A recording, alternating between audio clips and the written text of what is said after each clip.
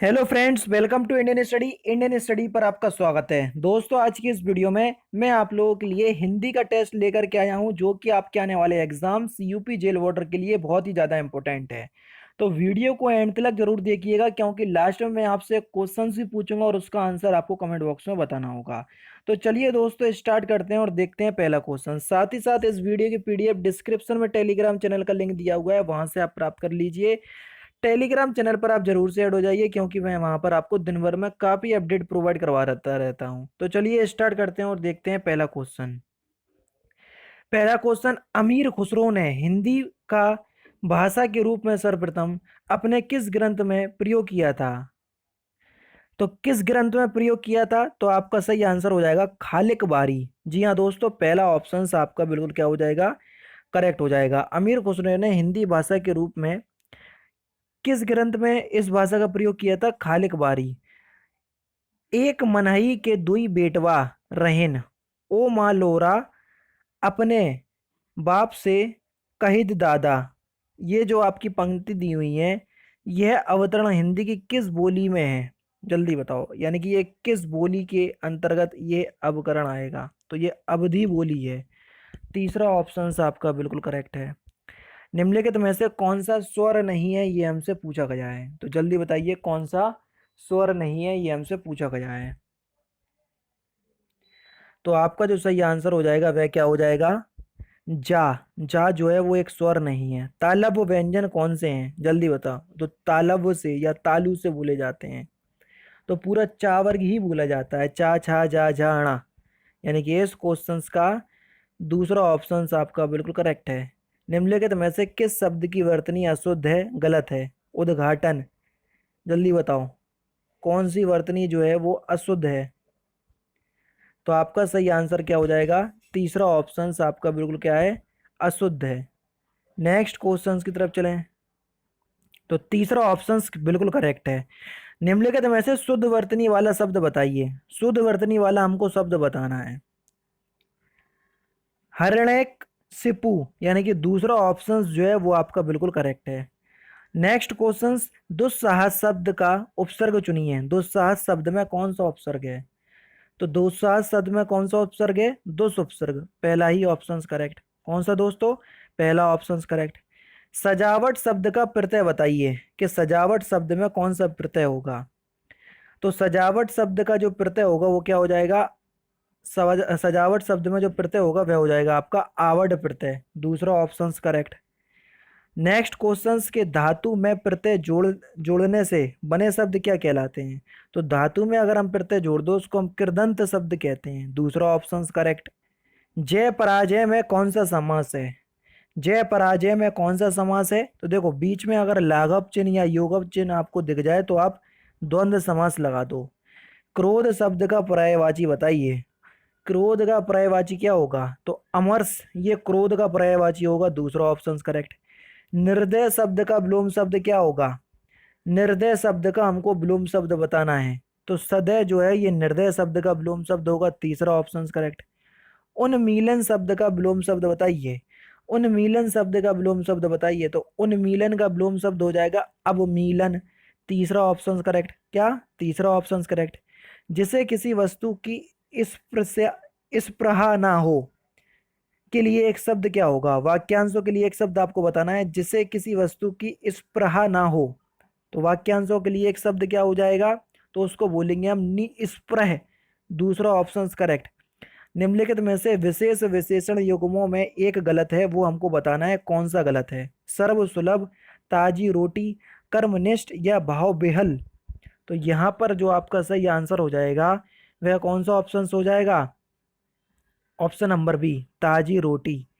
दूसरा ऑप्शन जो है वो आपका बिल्कुल करेक्ट हो जाएगा। ठीक है, क्योंकि पहले स्थान पर आपको बताना था विशेष और दूसरे स्थान पर बताना था विशेषण। तो ये विशेष, ये विशेषण ठीक है। भाव विलभ ये बिल्कुल ठीक है। ठीक है, लेकिन जो ताजी है ये रोटी की विशेषता है, तो ये विशेषण आ गया पहले। ठीक है ना? तो इसलिए ये दूसरा ऑप्शन आपका बिल्कुल क्या होगा, करेक्ट होगा, क्योंकि ये गलत दिया हुआ है। संज्ञा का कौन सा प्रकार नहीं है? जल्दी बताइए।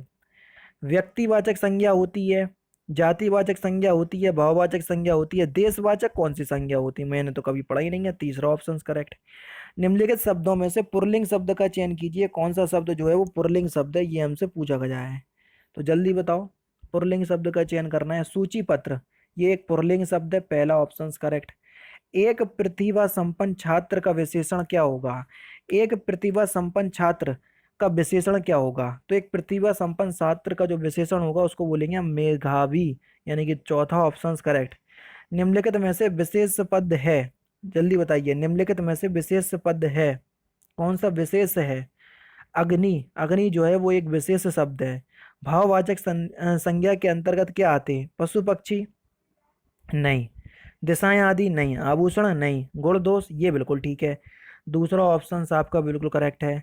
कौन सा वाक्य शुद्ध है, ये हमसे पूछा गया है। 59 में आपको बताना है शुद्ध वाक्य। आइंस्टीन के पास विलक्षण बुद्धि थी, पहला ही ऑप्शन आपका बिल्कुल शुद्ध है, करेक्ट है। नेक्स्ट क्वेश्चन, कौन सा वाक्य शुद्ध है, वही आपको काम इस क्वेश्चन में करना है, क्वेश्चन नंबर 60 में। सुरेश के लिए पत्र लिखना, चौथा ऑप्शन आपका बिल्कुल करेक्ट है। खेत रहना मुहावरे का शाब्दिक अर्थ क्या है? खेत रहना मुहावरे का शाब्दिक अर्थ क्या है? तो इस मुहावरे का सही अर्थ है वीर गति को प्राप्त हो जाना, तीसरा ऑप्शन बिल्कुल करेक्ट। कपटी मित्र किस मुहावरे का सही अर्थ है? कपटी मित्र किस मुहावरे का सही अर्थ है? तो कपटी मित्र किस मुहावरे का सही अर्थ है? तो ये आस्तीन का सांप इस मुहावरे का सही अर्थ है, तीसरा ऑप्शन करेक्ट। कभी नाव गाड़ी पर, कभी गाड़ी पर नाव पर, कभी नाव गाड़ी पर, कभी गाड़ी नाव पर, ये आपकी एक लोकोक्ति है, इसका सही अर्थ क्या है? मैंने रुक रुक के पढ़ा तो वो अजीब सा लगा, इसलिए एक साथ पढ़ा कि कभी नाव गाड़ी पर और कभी गाड़ी नाव पर। तो इस लोकोक्ति का सही अर्थ क्या हो जाएगा? संघर्ष होना, पहला ऑप्शन करेक्ट। संघर्ष की दोस्तों यही स्थिति होती है, कभी संघर्ष आप करोगे तो आपको पॉजिटिव रिजल्ट मिलेगा, लेकिन जब आप संघर्ष करते रहोगे तो कभी ऐसा भी होगा कि जब आपको नेगेटिव रिजल्ट मिलेगा। अब मेरा यूट्यूब ही चैनल ले लो, स्टार्टिंग में तो इतना अच्छा आप लोगों का वो रहता था, सपोर्ट रहता था, तो बहुत ज़्यादा पॉजिटिविटी आती थी और बहुत ज़्यादा मैं काम भी करता था। हालांकि काम अभी भी कर रहा हूँ, लेकिन अभी मैं संघर्ष ही करता हुआ चल रहा हूँ, क्योंकि अभी जो है मेरी जो नाव है वो गाड़ी पर है। क्योंकि आप सभी लोग जानते हैं कि जो व्यूज़ का जो बहुत ज़्यादा डाउन हो गए हैं, लेकिन कोई बात नहीं, काम अच्छा है, अच्छे काम में देरी ज़रूर लगती है, तो मैं करता रहूँगा और कभी नाव जो है मेरी अपनी गाड़ी पर आ जाएगी, है ना। तो कोई दिक्कत वाली बात थोड़ी ना है इसमें। नाराज नहीं होना है, आपको खुद से मोटिवेट होना है बस। प्रफुल्लित दास बसंत की फौज सिलीमुख भीर देवावती, उपयोग पंक्ति में कौन सा छंद है? तो देखो यहाँ पर कौन सा छंद हो जाएगा, यहाँ पर जो छंद होगा वह हो जाएगा आपका ऑप्शन नंबर डी, कवित्त छंद, चौथा ऑप्शन करेक्ट। दोहे और रोले को क्रम से मिलाने पर कौन सा, हाँ ये इस तरीके के क्वेश्चन आपके एग्जाम में देखने को मिलेंगे जेल वाटर में, ठीक है ना। दोहे और रोले को क्रम से मिलाने पर कौन सा छंद बनता है? तो देखो दोहे और रोले को अगर आप मिला लोगे तो कुंडलीय छंद बनेगा। कौन सा छंद बनेगा? कुंडलीय छंद बनेगा, दूसरा ऑप्शन आपका बिल्कुल क्या हो जाएगा? करेक्ट हो जाएगा। सर्वश्रेष्ठ रस, सर्वश्रेष्ठ रस किसे माना जाता है? तो सर्वश्रेष्ठ रस हम किसको मानते हैं? श्रृंगार रस को ही हम सर्वश्रेष्ठ रस मानते हैं, दूसरा ऑप्शन आपका बिल्कुल क्या है? करेक्ट है। नेक्स्ट क्वेश्चन, अति मलिन ब्रज भानु कुमारी अधमुख रहित उधर नहीं चितवत, ज्यों गत हारे थकित जुआरी छूटे चकुर वदन कुम्हिलानो, ज्यों नलिन हिसकर की मारी, उपयोग पंक्ति में कौन सा रस है? तो यहाँ पर कौन सा रस है? उपयोग पंक्ति में बिरलभ श्रृंगार रस है, तीसरा ऑप्शन करेक्ट। आप टेंशन नहीं ले लो, श्रृंगार रस या जो भी है रसों से जो भी आपके क्वेश्चंस पूछे जाएंगे वो आपके स्थाई भाव से पूछे जाएंगे। ऐसे क्वेश्चंस बहुत हार्ड होते हैं, आपको ऐसे क्वेश्चंस देखने को नहीं मिलेंगे, ठीक है। निम्नलिखित में से कौन से रस युग्म हैं जो महाकाव्य के प्रधान रस माने जाते हैं? ऐसे क्वेश्चंस आपके देखने को मिलेंगे बिल्कुल थ्योरेटिकल बेस पे, ठीक है। तो श्रृंगार और शांत रस जो हैं ये महाकाव्य के प्रधान रस माने जाते हैं। काली पंक्ति में अलंकार कौन सा है? काली पंक्ति में कौन सा अलंकार है?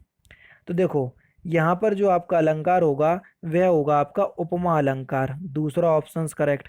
नेक्स्ट क्वेश्चन और लास्ट क्वेश्चन से आपका कि निम्नलिखित में से कौन सुमेलित नहीं है? प्रेम वाटिका रस खान की है, आंसू सुमित्रा नंदन पंत की है, बीजक कबीर की है और उर्वशी रामसारी दिनकर की है। अब ये चार आप लोगों के लिए कृति दी हुई है या पुस्तक दी हुई है, उनके सामने लेखक के नाम दिए हुए हैं।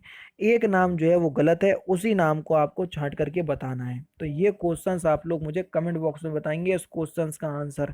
ठीक है, तो दोस्तों ये थे आपके हिंदी का टेस्ट जो कि मैंने आज की इस वीडियो में आपको कवर करवा दिया। तो दोस्तों फिलहाल की वीडियो में तो सिर्फ इतना ही। अगर आपको वीडियो पसंद आए तो प्लीज़ दोस्तों वीडियो को लाइक कीजिए, शेयर कीजिए और साथ ही साथ हमारे चैनल को सब्सक्राइब करना ना भूलें, क्योंकि मैं रोजाना इसी तरह की वीडियोस आप लोगों के लिए लाता रहता हूँ। नमस्कार दोस्तों, जय हिंद, जय भारत।